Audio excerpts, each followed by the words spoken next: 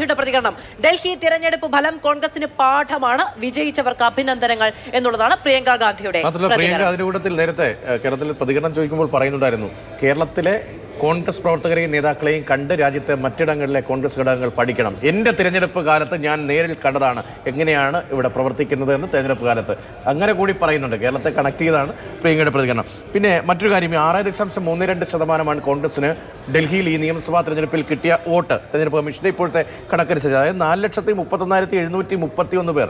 കോൺഗ്രസിന് ഒരു ഭാഗത്ത് ഇപ്പോൾ ഇന്ത്യ മുന്നണി എന്ന നിലയിൽ BJP അധികാരത്തിൽ നിന്ന് മാറ്റി നിർത്താൻ കഴിഞ്ഞില്ല എങ്കിലും 4,31,730 5 ലക്ഷത്തിന് അടുത്ത ആളുകളുടെ പിന്തുണ ഡൽഹിയിലുണ്ട് എന്നത് ചെറിയ കാര്യമായിരിക്കില്ല.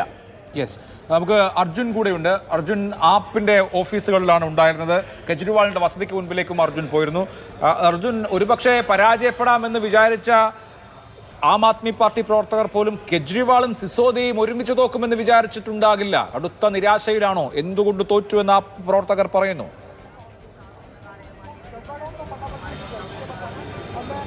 വലിയ നിരാശയിലാണ്. ഒരു ശ്മശാനമുഖമായിട്ടുള്ള അവസ്ഥയാണ് നിലവിൽ ആം ആദ്മി പാർട്ടി ഓഫീസിൻ്റെ ആസ്ഥാനത്തിൻ്റെ മുൻവശത്ത് കാണാനുള്ളത്.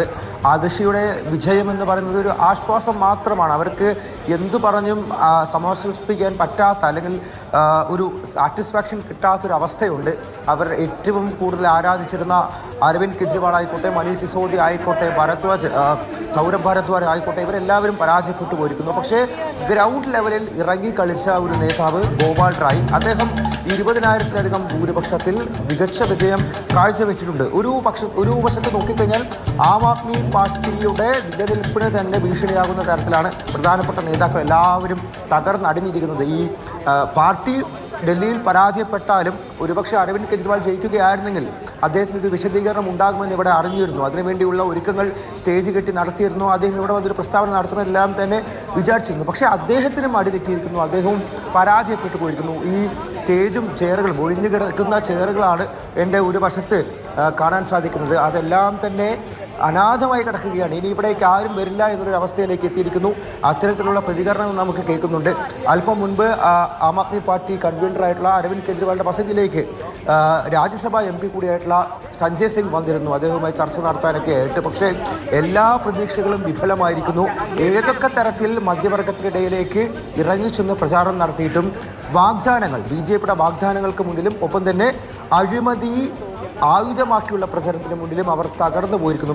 ഇവിടെ കുറച്ച് പ്രവർത്തകർ നേരത്തെ വന്നിരുന്നു. അവരോട് ചോദിച്ചപ്പോൾ ഈ വാഗ്ദാനങ്ങൾ നൽകി പറ്റിക്കുന്ന രീതിയിലേക്ക് BJP ഈ തിരഞ്ഞെടുപ്പ് പ്രചരണത്തിനെ കൊണ്ടുപോയി. പറ്റിക്കപ്പെടും എന്നുള്ള കാര്യമാണ് അവർ പറഞ്ഞ് വിശദീകരിക്കുന്ന കാര്യം. പക്ഷേ ഈ വാഗ്ദാനങ്ങൾ തന്നെ ഇവിടുത്തെ ഡൽഹിയിലെ ആളുകൾ വീണു. അങ്ങനെയാണ് ആം ആദ്മി പാർട്ടി അധികാരത്തിൽ നിന്ന് പോയി BJPക്ക് അധികാരം പിടിച്ചെടുക്കാൻ സാധിക്കുന്നത് എന്നുള്ളൊരു വിശദീകരണമാണ് ആം ആദ്മി പാർട്ടിയുടെ താഴെത്തട്ടിലുള്ള പ്രവർത്തകർ പറയുന്നത്. പക്ഷേ യഥാർത്ഥ വിശദീകരണം നമ്മൾ പ്രതീക്ഷിക്കുന്നത്